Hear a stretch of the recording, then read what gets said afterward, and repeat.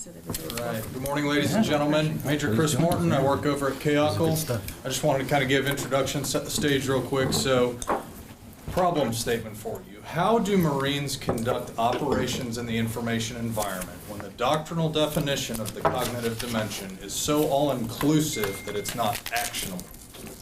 So that's kind of what we've been grappling with. So I've gone and talked to a lot of Marines and seen a number of these presentations so far, and Marines don't really understand the cognitive dimension. Even a lot of the ones who in the IO community don't understand it fully. And so it hasn't penetrated down to that tactical level of training and education yet. Okay, so that's something that they need an analytical framework through which to understand that so that they can take action, actually be effective in competing in the information environment. So KAOCL developed a multidimensional framework, and Dr. Blagotashev is going to talk about that to explore the cognitive dimension in order to enable Marines to be more effective, right? So that's the whole point.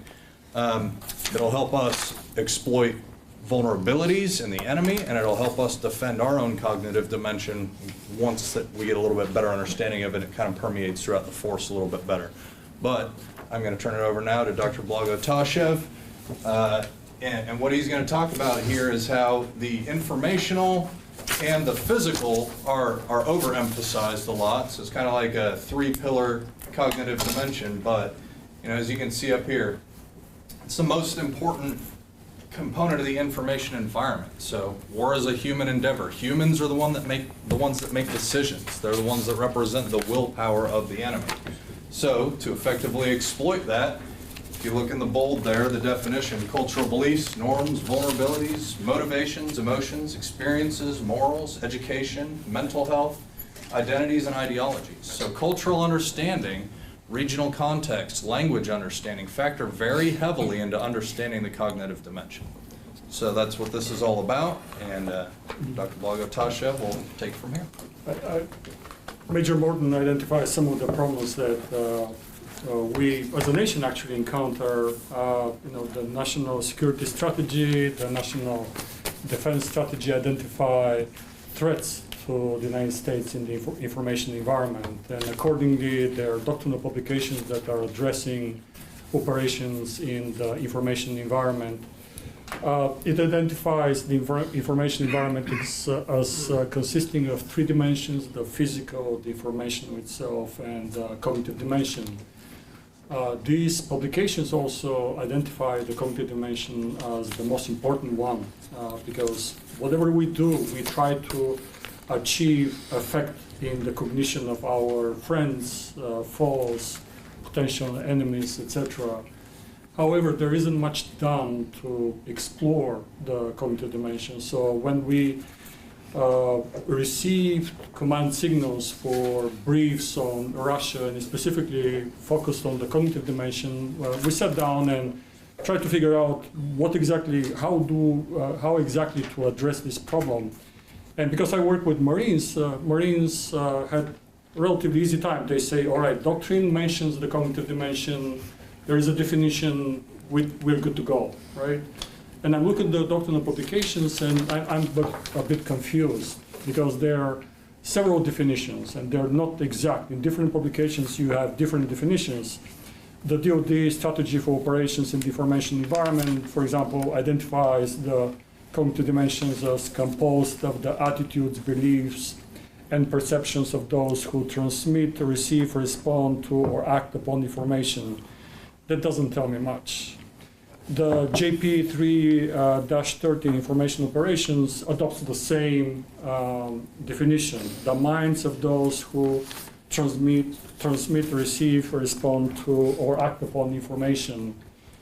The MACTF information environment operations concept of employment identifies the knowledge, attitudes, beliefs, and perception of people. So when I think of cognition, I usually think of the process of acquiring knowledge and experience through thought and experience. So it's about the process, the mental process of acquiring knowledge and experience. However, these definitions tend to focus on content. It is the beliefs, the ideology, the experience, the motivations, the emotions, and so initially we had a problem. So we had to sit down and we decided, what are we exploring? Is it the process or the content? And the consensus emerged that we need to address both. And this is how the social cognitive theory addresses this problem, how cognitive anthropology addresses this problem. It is not only about the mental process, the mental acts of acquiring knowledge, but it's about the content of that emerges. What is the content of cognition? So we had to come up with a model that encompasses both process and content when we studied the cognitive dimension of Russia. So it became a two-track effort. We were developing a brief that explores the Russian cognitive dimension, and at the same time we were trying to develop a framework, a tool that will help the exploration of the cognitive dimension of any state, not just Russia. Obviously, this tool, this model was heavily influenced by our experience of researching and writing about Russia, and it's still a model that is under refinement, but we claim that it can be used for the exploration of the cognitive dimension of any state, or any group, actually. So, as I mentioned, it is a two-track effort, developing a tool, and at the same time researching and writing about Russia. I'm going to touch upon some of the major tentative findings that will come after almost a year of research and writing. Initially there was a question, are we studying the cognitive dimension of Russia, or we are looking at how the Russians are exploiting the cognitive dimension? And we concluded that we have to do both. So during our research we come up with some tentative conclusions. The first one is that the Russians in the last several years have been elevating information operations to the point that in their doctrine and their strategies, the information operations are as significant as the use of nuclear and conventional arms and strategies, to the point that the information operations are actually integrating the signals they are sending with their strategies regarding nuclear weapons and conventional weapons. This signifies a shift in the Russian thinking. There is a shift from the old Soviet model of winning big wars to trying to affect the strategic calculus of your adversary. So when you're trying to affect the strategic calculus, obviously you're targeting the perceptions. When you're targeting the perceptions, you have to use information. And that's why information operations are becoming so significant in Russian doctrine and strategies. The Russians see the perception as the main battlefield, and the strategic calculus of the adversary, and friends as well, as the center of gravity. It is not about winning big wars, although they're preparing to win big wars, but it is about how to avoid fighting a war. How do we affect the strategic calculus of our adversaries so that we don't reach the point of fighting a war? So there is increasing emphasis on non-military tools and approaches to in defense policies, to the point that the General Gerasimov, the chief of staff, the chief of general staff of the Russian armed forces, says that the ratio of non-military to military means in defense is 4-to-1. So there is increasing interest, increasing discussions and investments in non-military means in the Russian military, including information operations. So the other significant findings are that the Russian approach is very centralized. So this is a bit deceptive. You know, Putin is in the middle of this picture, but he's not a puppet master, right? He's not directing every single action that the Russians are doing. It is very decentralized. to the point that security services, for example, are competing with each other. Sometimes they don't know what the others are doing.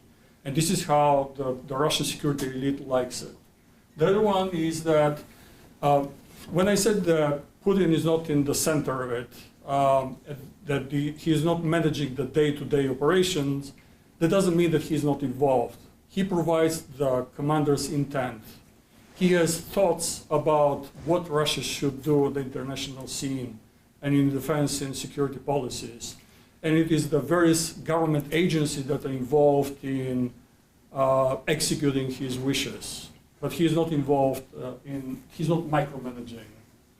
The other one is, and this is a very significant finding and conclusion, is that their approach to information operations and information warfare is fundamentally different from the American way.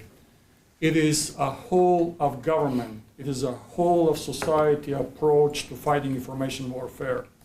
This is consistent with the Russian approach to conflict in the world. They see the world as states as consistently engaged in struggle for power. Even when there is no war, states are competing with each other. They're competing for power, for influence, and for security. It never ends. That's why the Russians don't have a concept of eternal alliances or eternal friends. There's no such thing. Anyone can be a potential threat. As a matter of fact, any big state is a potential threat in the future. Even big states that have good relations with Russia are considered as the states that compete with Russia. And this is an all-encompassing competition. It engages not only the government-to-government competition, it involves state-to-state, society-to-society competition. That's why the Russians are so obsessed with sports, for example, and that's why GRU officers, this is the military intelligence of the Russian Federation, are engaged in tampering with urine samples in drug labs, because they see sports as a place where states compete. All right, so it is a whole of government, whole of society approach to information warfare. The other finding is that their approach is very flexible and adaptable. It is sometimes compared to throwing spaghetti at the wall and seeing what sticks. What it doesn't stick, obviously we need to change it, we try something else. But they're very innovative, they're very flexible, they're not very doctrinaire when it comes to approaches. The security elite encourages competition among various actors to participate in information warfare, and they pick up the winners. Whenever an actor is involved in a successful operation, a successful approach, it is adopted by the government. And those that are not engaged in a successful attempt, they're easily disposed. There is a plausible deniability. All right? As I mentioned, it is a whole society. Even non-governmental actors participate in this process. Also, their approach is much philosophically different from the American approach. There was a very good comparison between the British, American, and the Russian approach to information warfare that I think best illustrates how fundamentally different their approach is. The British, when their approach in information warfare, they care about the behavior of their opponents. They just want to make sure that their opponents are not threatening. In the counterinsurgency, they don't care what the people think. They care whether people attack them or not, whether they sit on the fence or they join the adversary. The American approach is much more ambitious. It is about winning minds and hearts. It is about trying to influence the attitude of people, and we believe that by changing their attitudes and their beliefs, we're going to change their behavior. The Russian approach is even more ambitious than that. It is about creating, affecting the perceptions of the target populations so that they have a different image of reality, a reality that favors Russian interests. In a way, it creates a false reality. It is a reality that the Russians want the targeted population to believe. It may not be the reality, but this is what the people believe. It's much more encompassing. It requires a constant effort. It doesn't end with an end of war. It is a constant, never-ending effort to influence of how people think and what they think. It's not only about conflict. Okay, so that was our track on trying to develop the Russian brief, and the next the other track effort was to develop this tool. So we developed these themes that are capturing both the content and the process of cognition, the cognitive dimension. We divided them into, and I'll start with the narratives because I believe you're most familiar with the narrative, you know, the master narrative. It's about the identity of people, what they think of themselves and the others and about the world. We adopted that, but we believe that this is not enough. This is just a partial insight into the cognitive dimension. We also adopted identity, but not just any identity. It is the identity that is promoted by the state through official documents, through socialization, education, etc. These are found in official documents and statements by policymakers. The other one is the worldview. It is about how the official documents of the state, especially security and defense documents, see the world. And when you read them, they're very instructive. When you see the United States national security documents, you know, there's a clear distinction between peace and war, conflict, friends, foes, etc. The Russians are very distinct. They see the world as a mess in which there is a constant struggle for power, a world in which is frequently disrupted by war, a world in which the military power remains a legitimate instrument of national power and wars are inevitable. So this is just one example. The other one is education and socialization. All the learning occurs in a social setting. So we study how the state promotes what is the knowledge and the way how knowledge and values and culture are transmitted in a formal way. But that includes education. But you know, learning occurs also in social settings, in the church, in the family, in theaters, in sports, everywhere. And states sometimes have a way to affect this process. So we look at how this learning, this socialization is occurring. The other one is acquiring information, which literally means how people acquire information. Whether they believe official sources, are there any informal ways to acquire information, do they believe information, what are the sources that they believe or not, how they act upon information. And the last one is ways of thinking and perceiving. And it goes into this one goes into the mental process of acquiring information and knowledge. It goes into, because there are different ways. For example, we explore, at the one end it will be, you know, complete belief in human agency and what you can do, and at the other end is, you know, complete belief in fate. There is nothing, you're not master of your domain. Of course, you know, people and groups fall within these extremes, but that tells us about how people think, also how they think of time, of fate, I already mentioned, but it goes into the mental process of acquiring knowledge and information. And with this, I'll transition to Brian, and he will go into the specifics of the Russian cognitive dimension. All right, well, my name is Brian McLaughlin, and so we actually have a team that worked on this. So there's the whole Chaotical team worked on it as a whole. The Russia project specifically is myself, Mike Purcell, and Dr. Tasha that you just met. So I'm going to go and transition, taking the material he talked about in our analytical framework and see how it comes alive with Russia.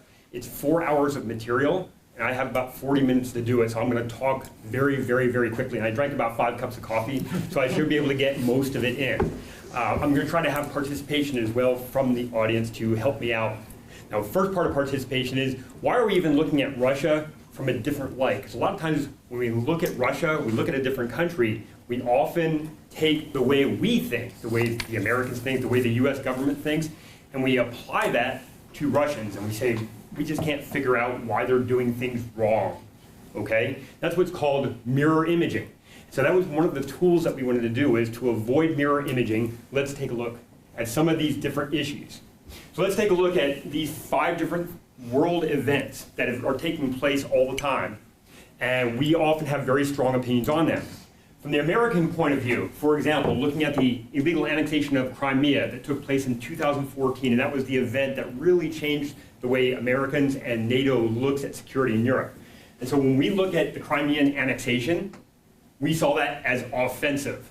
Russian military forces, combined with other types of warfare, moved in there and they took over part of somebody else's country.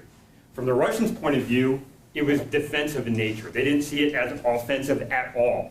And I'll peel the onion on some of that later on, and also some shameless self-promotion. If you go to the McWar podcast series, the 3 of us recently did a podcast that focuses on the Crimean incident.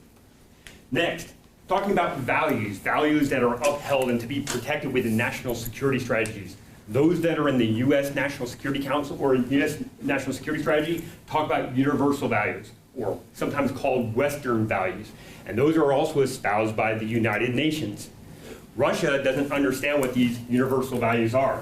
They look at their national values first and foremost. Universal values don't come into play. And oftentimes, as we'll see later on, those universal values completely clash with those national values. Next, Blog already talked somewhat about this, is conflict. The United States perspective, we see conflict as something that's episodic. We have periods of war, and we have periods of peace.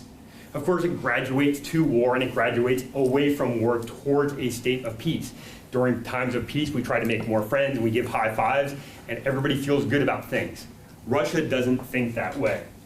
Conflict is continuous. They may not be battling people with nuclear weapons or tanks or anything like that, but they are constantly in a state of conflict. Next has to do with Mr. Putin, or President Putin. How does the United States in general see him? We see him as an autocratic ruler. Some people say he's a dictator. He rules with an iron fist. He controls the whole population. Russians see him more as a founding father. As the Soviet Union met its demise, the 1990s were complete and utter chaos, and it wasn't getting any better. All of a sudden, Putin takes over, the economy gets better, and they start to form that national identity once again, bringing back that prestige that Russia has had historically. And we're going to look at some of those issues. Finally, looking at world order. How does the U.S. see world order? Or how do we look at Russia and what they're doing to world order? We see ourselves as the protector of the status quo. We want to make sure that everything stays stable as it is. Okay, World War II ended, the Cold War ended, everything is hunky-dory, let's do everything we can to promote this way of world order. We see Russia as the revisionists. They're the ones who are causing chaos in their near abroad, taking over parts of other countries, threatening other people, trying to mess with elections elsewhere, trying to disrupt the unity of NATO and the European Union. However, from Russia's point of view, reverse that. They see themselves as the status quo protector, with the United States and the West as the revisionists. So it's a completely different way of looking at the world. Okay. Now, yes, sir. So you have that's a pretty big collective we when you put these Yes. in there. I would somewhat agree on the U.S. side, I think, but on the Russian side, is that the state messaging? State messaging. Or do you think the people believe that as well? It's state messaging, but there's different actors too. Some of society or wholes of society, and one of the reasons we looked at it this way is we are going to peel the onion on the that framework that Blago described, because it talks about things from different points of view. That specifically of the state, that specifically of the society in general. And of course, there's other things like competing narratives. This group thinks one thing, which competes with this other narrative. So we're going to peel the onion on some of that. But that's a really good question, because this is a broad brush stroke, and it definitely doesn't apply to each and every person. More general trends. Now, right after this, I'm going to show you a quick presentation. It's only 2 minutes and 30 seconds. There's a lot of information in this 2 minutes and 30 seconds, and we're going to discuss it using our analytical framework, where I'm going to try to peel some of that stuff out, and then I'm going to break down each one of those themes specific to Russia. Is everybody ready? This is the exciting part. Здравствуйте. Я русский оккупант. Это моя профессия. Так сложилось исторически. Когда-то я оккупировал Сибирь. Теперь там добывают нефть, газ, алюминий и еще много полезного. Теперь там города с детскими садами и больницами. Теперь там нельзя продавать женщин за вязанку соболиных шкурок, как это было до русских. Я оккупировал Прибалтику. Ее хутора я застроил заводами и электростанциями. Прибалтика делала высококлассную радиотехнику и автомобили, славилась духами и бальзамами. Меня попросили оттуда уйти. Теперь там добывают шпроты, а часть населения чистит унитазы в Европе. Я оккупировал Среднюю Азию. В голых степях я построил каналы, заводы, космодромы, больницы и стадионы. Там строили космические ракеты и самолеты, развивали промышленность, выращивали пшеницу и хлопок для всей страны. Меня попросили оттуда уйти. Теперь там развивают американские кредиты и выращивают коноплю. А часть населения уехала работать на стройки бывших оккупантов. Я оккупировал Украину. Вместе с украинцами я строил авиадвигатели, корабли, танки и автомобили. Меня попросили оттуда уйти. Теперь там разрушают все, что осталось от оккупанта. При этом там не строят ничего нового, кроме бесконечных майданов и диктатуры. Да, я оккупант, и я устал извиняться за это. Я оккупант по праву рождения. Я агрессор и кровожадный урод. Бойтесь. Это я терпел зверства польских интервентов во времена смуты. Но чем закончилась их интервенция? Это я сжег Москву, чтобы не отдать ее Наполеону. Но как закончил Наполеон? Это я сидел в окопе у Волоколамска, понимая, что нацистов удержать не получится. Где теперь те нацисты? Где их проклятый Гитлер? Ко мне домой приходили все, кому не лень. Турки, англичане, поляки, немцы, французы. Земли хватило на всех. По 2,5 метра на каждого. Поймите, мне не нужна ваша лицемерная свобода. Мне не нужна ваша гнилая демократия. Мне чуждо все, что вы называете западными ценностями. У меня другие интересы. Вежливо предупреждаю в последний раз. Не нарывайтесь. Я строю мир. Я люблю мир. Но воевать я умею лучше всех. С уважением, русский оккупант.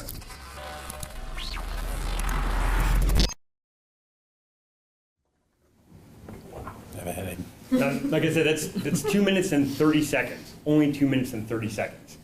Okay? How many people in here think they're pretty comfortable with what they saw? Ma'am, what would you classify that as? Entertainment. Entertainment, right? And why would you say entertainment? So I mean, they put a decent amount of effort into the production. Okay. You know, it grabbed your attention, kept your attention, and certainly told their narrative. Yeah, and very good. So it does have a great degree of entertainment value. It is really appealing. I know there's a couple people who speak Russian. I don't know the big group. How many people speak Russian in this room? So just a few people here. So there were subtitles that helped out, but it captivated you, didn't it? It really drew you in. The cool voice, the music, things like that. But it also talked about different narratives. Let's talk about some of the narratives we saw during this video. They talk about the anonymous speaker. He said, we're tired of being called an occupant. Why are they being called an occupier? Who's saying that to them and why? What was the event or events that drove people to call innocent Russia an occupier? Anyone there with the USSR? There have been a couple of them. The occupation of Georgia, or certain areas of Georgia in the Ukraine. Right. An attempted occupation in Afghanistan that didn't work out well. Okay.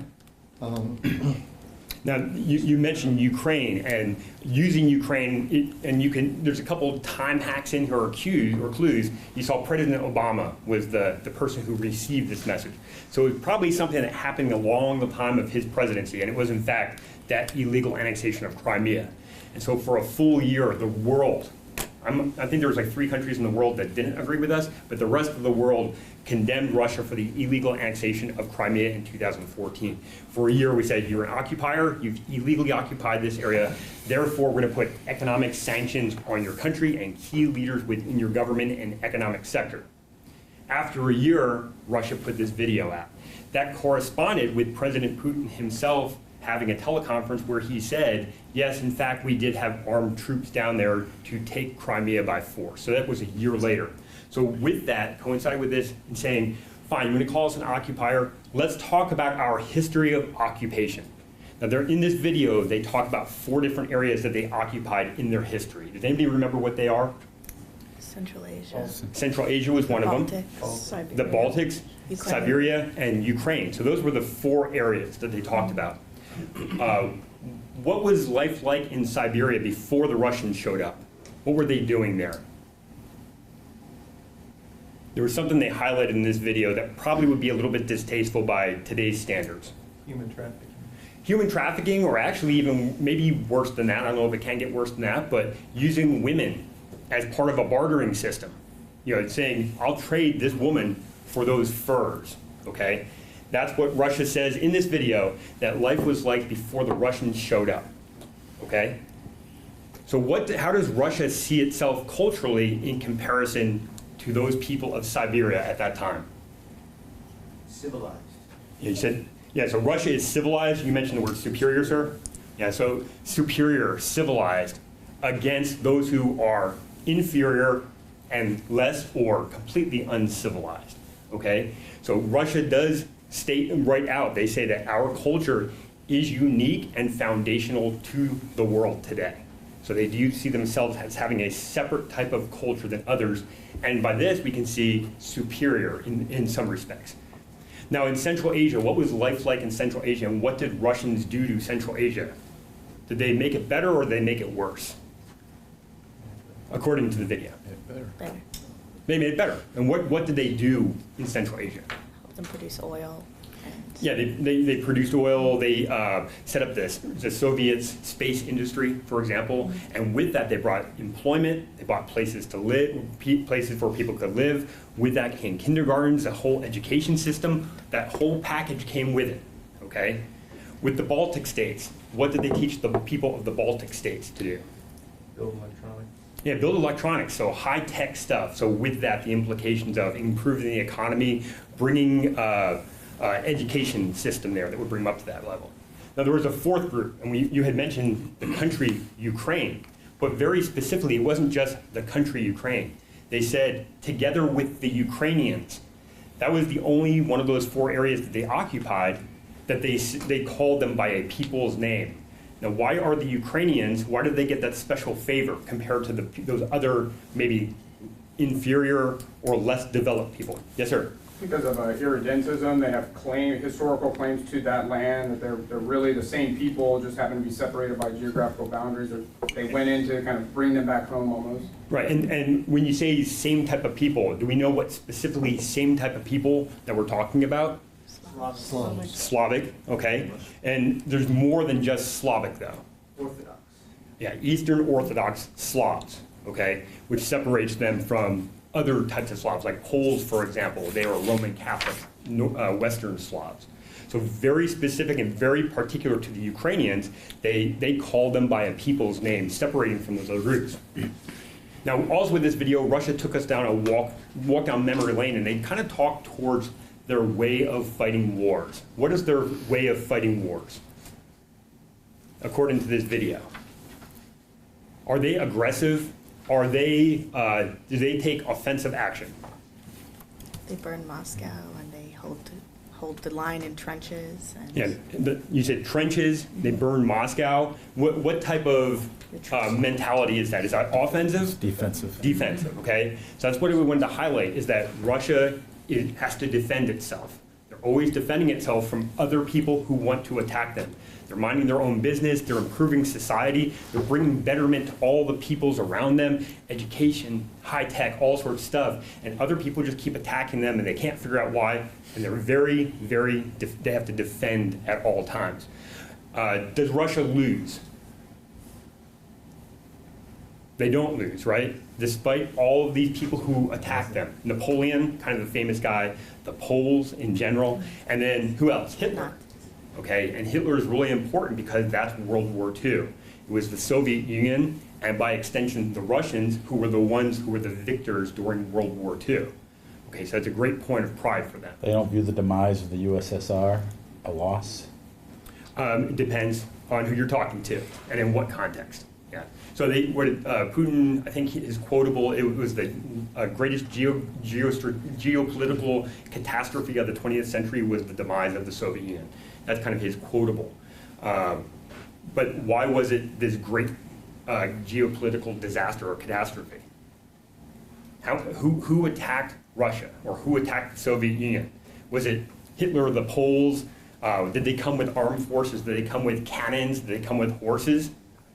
No, the Soviet Union met its demise without a bullet being fired. And that feeds into it. How could this greatest power throughout the entirety of history, whose culture is superior and unique, how could that have fallen apart just like that? And that's part of what drives Russia today, is to regenerate that prestige that they once had.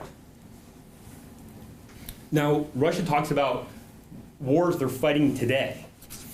What type of war is Russia fighting today? Because that historical walk down memory lane, that was, people fighting. What type of war did they highlight? Yes, sir. They're trying to protect their values from the attacks of the West. That's right. And so Western values, or those universal values that we really like so much, Russia sees that as an attack. It's a cultural war. There's a cultural attack on Russia and Russians, very particular. That's going on. They gave many, many examples, with the vacuum of power in all of these places, whether it be Central Asia. What's happening in Central Asia today? The U.S. is moving into Central Asia.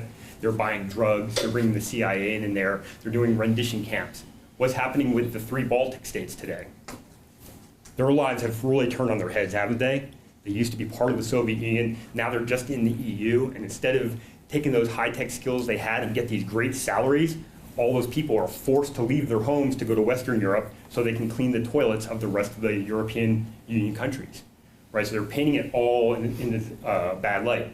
In Ukraine, what's going on? That Western influence that came there, especially it had to be me because I was at the embassy right before all this happened. But what was going on in Ukraine over the past few years? Western influence came in there, forced them to have a military coup, which made everything unravel, and now everything is chaos as they try to de-Russify or de-communize themselves. Okay, so the lack of Russia makes things worse, and that's one of the main messages that comes here. But it's also those cultural values. They also talked about gay rights and different things like that as a direct attack on Russia itself. So all sorts of messaging. Of course, Russia toes the line at the end and says, please, if you want to mess with us, this is what you're going to face. We are going to fight you. If there's this cultural war, we're going to protect and defend all of these cultural issues. But when it comes down to it, we are prepared to fight you with conventional and nuclear forces as well. And of course, sending it to President Obama, you can reinterpret that in many ways, but I say he's the leader of the free world, not just the President of the United States, but taking him down and saying, look, I'm an anonymous Russian person, and now the internet gives me direct access to talk to you. You're no longer the leader of the free world. You're just one of us. So that's going to lead us into using our analytical framework, talking about Russia. And I'm going to refer back to that video, and that's why we took a couple minutes to discuss what we saw in that video. First, let's talk about identity issues. What is identity? Well, identity, as Blago had mentioned before, is a state-selected identity, or how a country should see itself, okay? And they highlight certain aspects. They look at their past, they look at their present, and they talk about where they would like to be in the future. Of course, that video we just saw promoted some of those pieces of identity.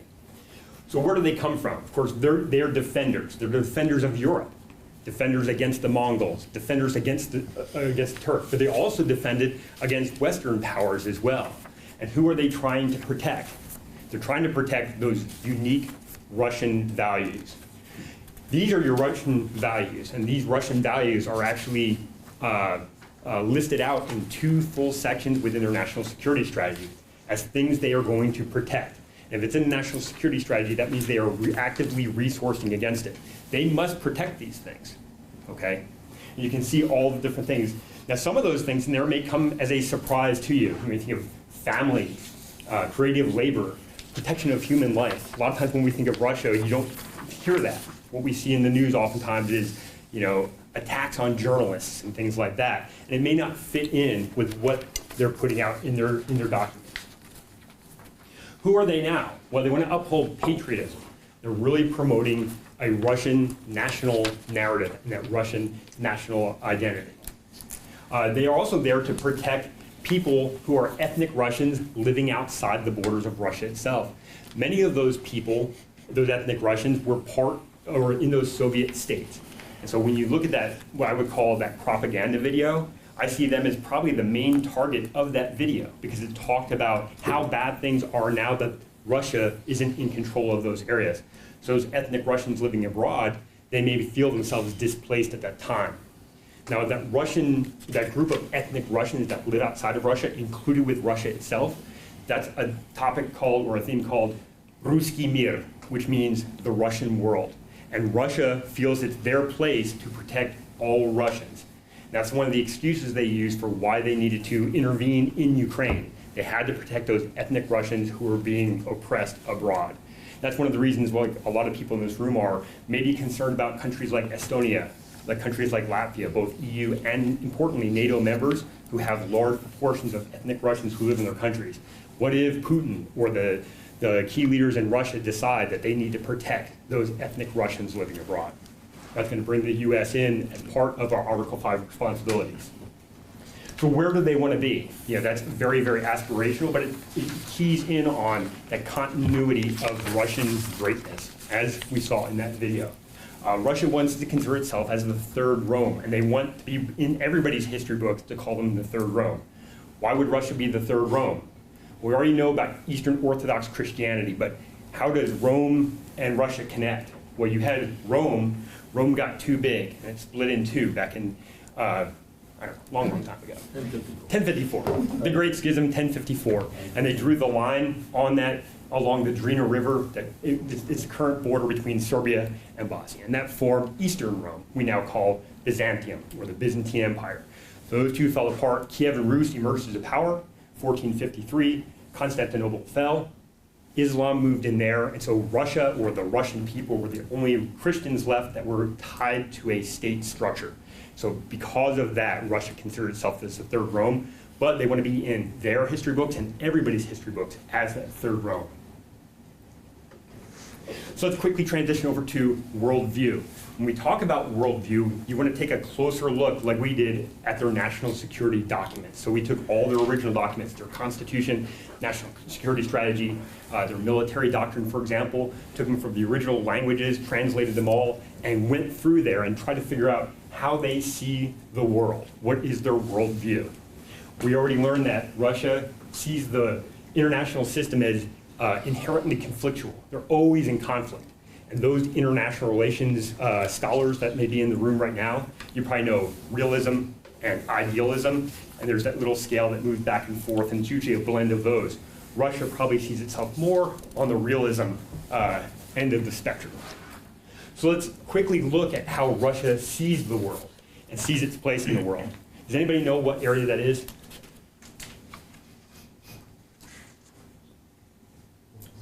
Well, you see Moscow right here. So this is Russia, but this is how Russia sees threats. And so you have to turn the map upside down because they see threats from a different point of view than we do.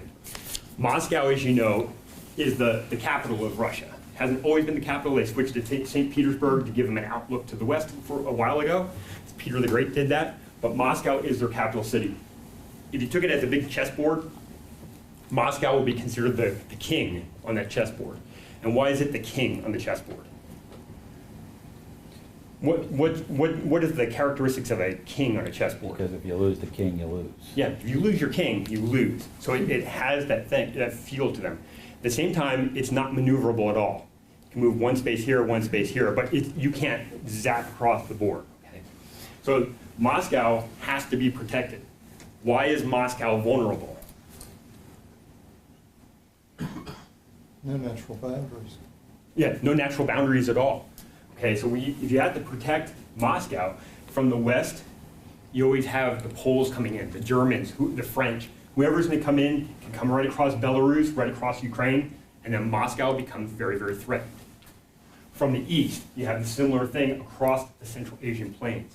And so in order to protect Moscow, Russia had this tradition of growing everywhere they could go to natural terrain features that may be there to protect them. To the north, they moved to the frozen waters where they could have that northern protection. Likewise, they moved to the Ural Mountains, then beyond to the Pacific Ocean. They moved down to the borders with China, Caucasus Mountains this way, and then of course the speed bump called the Carpathian Mountains right here. But they moved out that far in order to protect themselves or slow down any enemies that were to come their way. Of course, the Black Sea becomes very important to them because that's their one all year long warm water port that gives them an outlet to those world markets, from the Black Sea to the Med, all the way out to the Atlantic Ocean. Now, Russia's map today is captured by its national emblem. All of these dark red areas that you see, those are your former Soviet states, okay? Those areas that we kind of talked about in the video, some of those areas that they have to protect.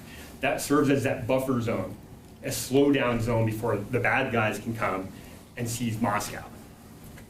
Of course, if you look at today, let's take a look at what NATO expansion means to Russia.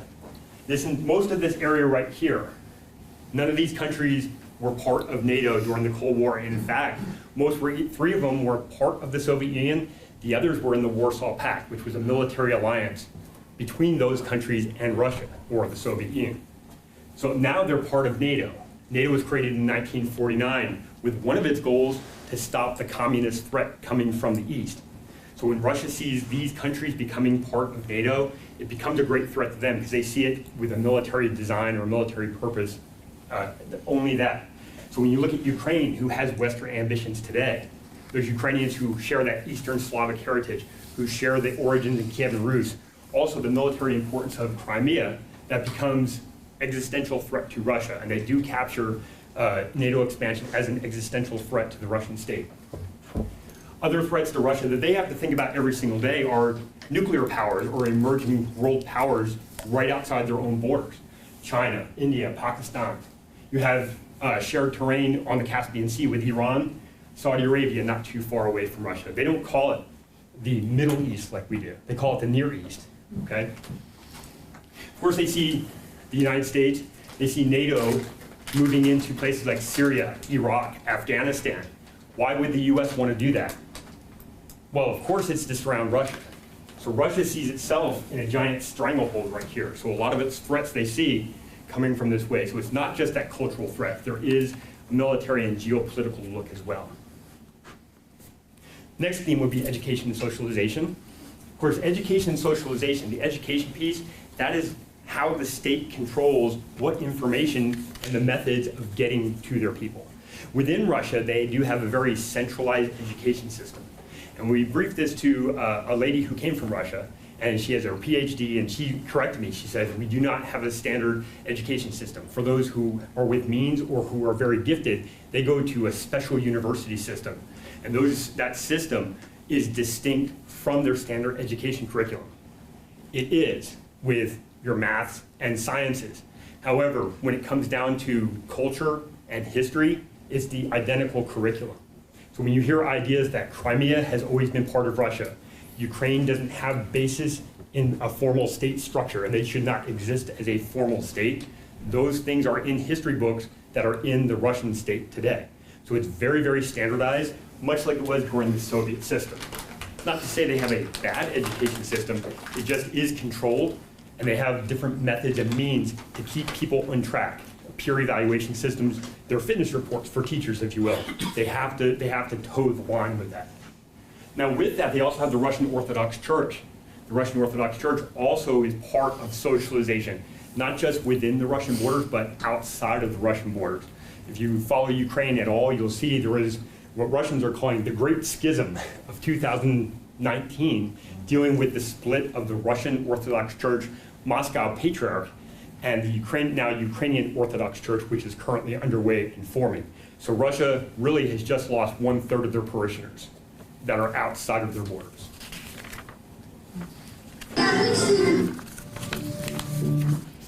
And I'm pushing through a couple of that just in the interest of time. Next, we have narratives. And I know some people here are probably familiar with the master narratives. I know that's used as a training tool. I know at Marine Corps War College, for example, uses what's called the master narratives. Okay? Master narratives are historically grounded stories that are told. Okay? Interesting thing, though, is some of these narratives clash with each other. You know, some of the narratives are built upon by the state itself. Some appeal only to ethnic Russians. Some of those narratives say that there's an old system and we need to get the bums out. Some say, well, corruption's a way of life. So all these narratives you'll see can clash with each other. So information operations professionals oftentimes look at some of these narratives as ways to maybe find fissures or breaks within the society. Of course, we talked about one of them with Fortress Russia. Russia is always under siege. And even the word Kremlin means a walled fortress within a city. So Russia, by extension, becomes that Kremlin. They're always under siege from outside invaders. They always see a constant threat on their borders. Some of their narratives, and you can see how they clash with each other, but one of the reasons I use the map focusing on threats from Europe, when Russia thinks about ideas like Ruski Mir, a lot of times it's not within balance of their entire country. So you look at the population centers within Russia, you have Moscow, which is the most heavily populated city within all of Europe, St. Petersburg, which is the third most heavily populated city within Europe. All the rest of the cities you see here with these dots, those are the cities within Russia that have a population of 1 million or more. So most of them fall to the west of those Ural Mountains. So they really do have their population center, the center of their population falls in the European part. So a lot of the narratives you'll see and the identities that are being pushed are those from a European, Russian, and an Eastern Slav perspective. This is what the population of Russia actually looks like though. They have a lot of diversity there, okay? In excess of 100 different ethnic groups that are within Russia. And if you look at all these breakdowns, these are their administrative centers throughout all of Russia and how they govern themselves. Many of these, about half of them, are based on a primary ethnic group that lives there. And when you look at places like the Northern Caucasus, for example, they don't really classify themselves as Eastern Slavs at all. There's a huge break from what you see coming from Moscow or from St. Petersburg. Next, let's go to acquiring information. And this, I know a lot of people in the room are interested in about the topic of information operations and things like that. Just recognize that Russia has a long time using information operations on other parts of the world, but also on their people themselves. Right here is a clip. This is actually a clip from a Bulgarian newspaper the day after the Chernobyl disaster happened, back on April 26, 1986. Okay? This happened in Ukraine. Right after that happened, the Soviet Union never told those populations that it actually happened. So it's about, 60 miles north of the capital city of Ukraine. So luckily for them, the winds were blowing north, but bad for Belarus that the winds were blowing north that day. But April 26th is important because on May 1st and 2nd, that's the day that everybody wears their national costume and they have what's called Labor Day or May Day parades. They didn't tell their populations about it. In fact, they encouraged everybody to go out and march in the streets on those days, despite the fact that this disaster had just happened, okay? But of course, newspapers that came out just a few days later, they were pushing to all their satellite countries that it was in fact the West who had made this disaster up to kind of disrupt the Soviet Union. As we know, in fact, this did happen. Days later, they revoked the entire thing. Gorbachev had to open up not only to the international community about it, but to his own people as well. And this was a key factor in the demise of the Soviet system itself. So real quickly, when you look at the way Russians acquire information, we may think that they only have maybe one source of information that comes their way. And in fact, they do have a free market for acquiring news, acquiring information. Most people get their news and their daily feeds of information and sources coming from television. Because of that, Russia has a lot of control over their television stations. The news that comes out of there, they control that very, very tightly. Other forms of communication, they don't control as tightly.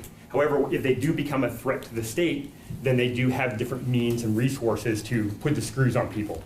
Either threatening journalists, for example, shutting down a website. That's another way of doing it. There are threats and harassments that can take place. On social media, they do use social media. For any IO practitioners, we're just like, hey, let's send positive US messages out on Facebook. That's nice, but a lot of people there don't use Facebook. They have their own forms of social media. One is called VKontakte, or In Contact. That's their #1 competitor to Facebook within their country. So that's a better platform. At the same time, the Russian audience is very skeptical. So even though they see something on television, they know it's a lie, but they still accept that news coming in. And they say there's a big battle of two household appliances. One is the television, and one is the refrigerator. And they look at that television, and they accept everything that comes out of that television with a skeptical eye. But as soon as the refrigerator starts to get empty, if they can't afford to pay for food for themselves, then they look at that television, they know for a fact it's all a lie, especially when it comes to talking about how great the Russian economy is. Final theme that we have is ways of thinking and perceiving. Of course, this is probably the hardest one. But you've got to figure a lot of this has to do with things being hardwired in society. And so one cannot doubt the impact that communism had, that Marxism, Leninism had. It is hardwired in that system, and it makes its way through the worldview, through their national security documents, through their education system as well. All of that stuff is very, very much hardwired. How people see problems, how they solve problems, how they come to a solution. For the US, for example, a lot of Americans are trained to find the core root of the problem and focus on that, resolve that, and all will go well. Where Russians, they're trained in all of their schools to look at things holistically. And for us, a lot of times that won't make sense to us the way they're doing it. That's the way their education system raises them. Another one has to do with being conspirological. It's hard for them to actually trust a lot of what's coming out. So conspiracy theories are ripe within the Russian society. One famous one was called the Dulles Plan. The Dulles Plan, Dulles was the founder of the CIA. And some words that were out there that were attributed to him said that we must infect the Russian society to get rid of it. And the best way to do it is to affect their children. And so you'll see a lot of stuff on the internet about this, where you'll see a kid drinking a beer with a mother making the kid drink a beer, saying, here it says, the Dulles Plan, it doesn't exist, but it sure does work. So that was 4 hours worth of material. And that brings us to the end. I know we're supposed to be out of the room, but if nobody else comes, we are definitely open for questions, and it is a team effort. And so we're open for any questions you have. The other thing too is, if you want to get further or go a deeper dive on any one of the individual themes, or get the full extended version of this one, or just have sit down with talks for those people who work in schoolhouses or with units, this is what we do. We literally go around and brief units about this particular thing. Last week, we had the pleasure of sitting in during the Comstrat OAG. And so I briefed a longer version of this there. And they were very, very receptive to it because they're trying to formulate their new MOS. And this was something that they really needed more information on. Already at the 3-star level, they've requested copies of this. So we may start seeing a little more interest generated in this. Further on, beyond Russia itself, we've already built a China version of this with the assistance of Dr. Young.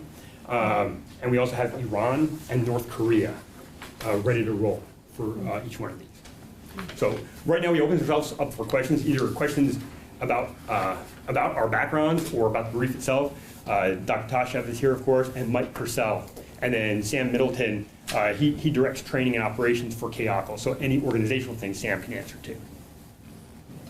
Yes, sir. All those areas, those other countries that, they have ethnic claims, the same people, same heritage, stuff like that. When they make videos that say, we are invaders, does that contradict their claims that, hey, these are just people that we're protecting our own? Is there some tension there, and how do they have that it goes down to the individual. A lot of times it goes to family ties as well, as to how well a video like that will work on them. A good example of why Crimea was so easy to take over, you may not know, but 60% of their officer corps defected to Russia as soon as everything started going down. And so it's very regionally based.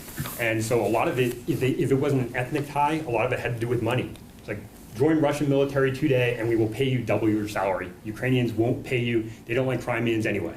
So a video like this, yeah, that would bring up that Russian identity, okay? Not just Russia state identity, but that ethnic Russian identity as well. Another anecdote that I had was teaching a class of Marines from CLB something. I forget which one they were, but they were going to go support something in the Baltic states. They were going to do a MPF offload up in Riga area. And I was briefing the class, and I used just that video, the propaganda video, and I started breaking it down. And a Marine who had been born in Russia, he got up and called me an effing liar in front of the whole group. He was a Lance Corporal, but he goes, he's lying, don't listen to him, in front of the whole group. And there was captains, there was a sergeant major sitting there, and he jumped up, got mad at my interpretation of that video. And so it does work. I've seen it firsthand where it gets to that heart and soul. I mean, can you imagine if we had a video saying, you know, George Washington, you know, he didn't actually have false teeth. He used that, you know, to get support. And he actually lied about that cherry tree. You're like, wait a minute, George Washington, he doesn't lie. You know, of course, that's kind of a silly example, but if you started seeing things that contradicted our narratives that we have from our own country, you start to question that, especially something that you said for the entertainment value that really hits those nerves. Yes, sir. Is the full brief, including the videos we missed, is that available on your website? It is in development, and what I like to call the slides that you see, and of course we give you paper copies of them, I call them an audiovisual aid to the instructor. So they have less value without somebody there to walk you through there. And I think there are probably some controversial things or perhaps misleading things that may be in there. So I always throw that out with caution. I defer to Mr. Middleton because he's the one who gives permissions to share the materials. We don't, as a policy right now, we don't really just give out all of our classes on the internet where everybody can reach it, because you do have a lot of this problematic. We also find that sometimes units will take the class and they'll hand it off to the Lance Corporal in the two-shop to teach it, who knows nothing about the thing, and they've gotten their cultural training. So we don't do that as a policy. Now, if there are individuals who have received the class like a brief, we sometimes do, or like something here in the university, we would make that available as needed. Yes, sir. So you addressed very well, I thought, how Russians conceive themselves, their self-identity, their story. And during the Cold War, I think that Americans pretty much had a self-understanding. And for instance, the Superman version of the story is truth, justice, in the American way. That's right. But I would say that one certainly has the feeling that sort of consensus accepted self-image that we have has broken apart. And so it's interesting to think about how our society can respond to, let's say, this government-created, stimulated, educated sense of Russianness that you well described. And that's just an editorial comment. Now, and those things are there. You know, if you look at it from a state level, and I think Weird Al Yankovic captured it the best when he said, you know, we know Darth Vader's really got you annoyed, but remember, if you kill him, that you'll be unemployed. When he was talking about Yoda, you know, it's a similar thing at that state level. You know, the Soviet Union was in that bipolar security structure that no longer exists. So the U.S., the West, NATO has to now find its way. So what do we become? We're now the world's policemen, and the role changes as time goes on. When you look at NATO's evolving role as well, and it's hard to capture one message as to what we are actually doing at that larger macro level. Absolutely, yes, sir. You had one early slide where Putin was at the center. Yes. Obviously, they've come from a pendulum because they had some more pro-Western leaders. Who's going to be who's going to take over for Putin? Are they going to stay on this trajectory? Because I could see, from a U.S. perspective, we're going to sit here and say, he may do something, I mean, what's his legacy going to be? And may do something that causes a global crisis. Or we just wait him out, and maybe there'll be someone that comes up and and puts a different paint job. And I'll let you guys talk as well, but I'll say there are no correct answers. There's probably one correct answer, and you're just guessing at what that answer may be. Because if you remember just a few years back when under the Obama administration there was the reset policy. Because Putin was no longer the president, Medvedev was seen as more maybe a reform person. He was maybe leaning towards the West a little bit. If we just work with Medvedev, we can reset relations writ large. Of course, at the center of that was nuclear arms treaties and things like that. But all of a sudden, they changed the rules. Sort of like, hey, Moscow is our king piece, let's burn it down. We should change the rules of the chess game, okay? So let's change the Constitution and allow President Putin to come back in power, dominating that with that power vertical once again. The question is, if Putin goes away, will there be a loss of stability? How will he go away? Will it be free and fair elections? Will there be a coup? Will there be a power struggle? Today is actually the anniversary of the assassination of an up-and-coming political reformer and candidate who was seen as a threat. Of course, I think some Chechens got thrown in jail for it, and it was never attributed to the state, to a direct order from Putin, but it was done on the bridge in sight of the Kremlin, and he was assassinated. I think he shot himself in the back 4 times at the direction of the CIA, is how the story goes, if I remember correctly. But I think one of the purposes of this brief is to convey the message that, even Putin, if Putin is not in power, that doesn't mean the Russian policies are going to change. I mean, this is how people in Russia think. This is not how Putin tells them to think. And this is, I mean, when the Soviet Union collapsed, the entire ideological foundation of the state disappeared. People knew what it was to be a Soviet man, right? They didn't know what is to be the Russian man, and he guided them along with the elite towards a certain idea about being a Russian. So that's why they consider him the founding father, So when he is not in power anymore, he set up the baseline. The consecutive leaders of Russia are going to emulate him. Russia is not going to change. Their identity is not going to dramatically change. They're still going to consider themselves a great power with interests that are different from the US interests. There's not going to be a Democrat getting in power that all of a sudden changes the course of Russian policy. It's not going to happen. Because society is very different. It was not Putin, it was Russians recognizing that they have interests that are different from the interests of Western Europe and the United States. I'll give you 2 quick things to think about. One is the history of political transitions in Russia. There hasn't been a bloody one since 1917 and 21. So although they don't have a mechanism in place for democratic transitions, they've been able to manage these transitions of the executive bloodlessly for over 100 years now. So that as much as that could be a predictor of the future. Honestly? Awful lot of pretenders to the Soviet crown. Well, I mean, there's a societal level. I mean, there's blood. There wasn't a civil war. Exactly, which is a significant, feature of those transitions, right? We should always think about it, the potential being there for it. And then secondly, when you talk to most Russians, and I would say moderate Russians, kind of people like us, they will say, and maybe this is a little self-serving, I'm just telling you what they say is, be careful, because their concern is somebody worse than Putin. That Putin is keeping them safe from the xenophobic, more far-right guy. That's just a very common thing you will hear from Russian immigrants and Russians over there. And Blago, yeah, when you read Russian newspapers, I mean, some authors are very critical of Putin. They think that he's soft on Ukraine. That he just should take a decisive action, defeat the country, and set up a new arrangement between the 2 countries. I mean, there is a diversity in opinions there. So the one thing you didn't bring in much either is China, I think, is also something that they need to consider as well. And they do? Because China obviously has a much more longer and pragmatic approach. So, I mean, I agree right now Russia probably has more. I grew up in an era of better dead than red. But as far as nationalism goes, at least from what we're seeing, they're much more nationalistic than what we have in our country today.